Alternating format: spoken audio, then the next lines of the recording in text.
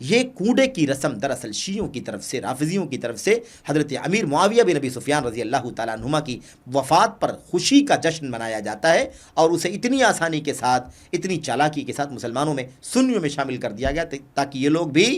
لوگ بھی خوشحالی حاصل کرنے کے لیے، دولت حاصل کرنے کے لیے، اور آخرت میں حضرت امام جعفر صادق کا دامن پکڑنے کو ملے گا اور وہ بیڑا پار کرا دیں گے، مشکل حل کر دیں گے، بخشوا دیں گے، اس لالچ میں سنیوں نے بھی بڑی دھوم دھام سے یہ کام کرنا شروع کر دیا۔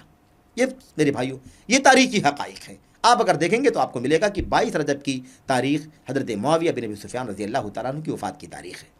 ان کی وفات پر خوشی منانے کے لیے یہ کوڑے بھرے گئے تھے، شیرینی پکائی گئی تھی، پوریاں تیار کی گئی تھیں، کھایا گیا تھا، کھلایا گیا تھا، کھایا اور کھلایا جاتا تھا، تقسیم کیا جاتا تھا، اور خوشی منائی جاتی تھی شیعوں کے یہاں کہ یہ وہ دن ہے جس دن حضرت معاویہ کی وفات ہوئی ہے۔ میرے بھائیوں، یہ اصل میں مسئلہ تھا، لیکن اب یہ چیز سنیوں میں کیسے پھیلائی جائے،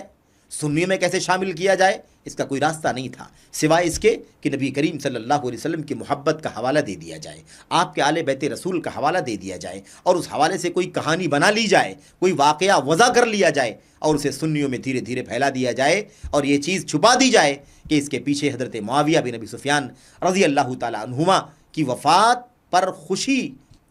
کا معاملہ چھپا ہوا ہے، اسے چھپا دیا گیا میرے بھائیوں۔ اور ہوا یہی کہ ان لوگوں نے دھیرے دھیرے امام جعفر صادق رحمۃ اللہ علیہ کا نام لے کر کے پورا واقعہ گھڑا، اور اس کے بعد دھیرے دھیرے سنیوں میں پھیلا دیا۔ سنیوں نے آل بیت رسول کا نام سنا تو انہیں بہت زیادہ محبت اور ظاہر سی بات ہے کہ لگاؤ ظاہر ہوا، اور اس کی بنیاد پر یہ کوڑے کی رسم بڑی آسانی کے ساتھ شیعوں سے نکل کر کے سنیوں میں بھی داخل ہو گئی۔ خلاصہ کیا ہے؟ خلاصہ کلام یہ ہے کہ اس کا اسلام سے کوئی تعلق نہیں، اس کا کتاب و سنت سے کوئی تعلق نہیں، اس کا آل بیت رسول سے کوئی تعلق نہیں، اس کا امام جعفر صادق سے کوئی تعلق نہیں، اس کا نبی کریم صلی اللہ علیہ وسلم سے کوئی تعلق نہیں۔ اس کا تعلق صرف اور صرف یہ ہے کہ یہ حضرت معاویہ کی وفات پر خوشی منائی جاتی ہے، اس کا جشن منایا جاتا ہے، اور اسی چیز کو شیعوں نے دھیرے دھیرے سنیوں میں شامل کرنے کے لیے امام جعفر صادق کا حوالہ دے دیا۔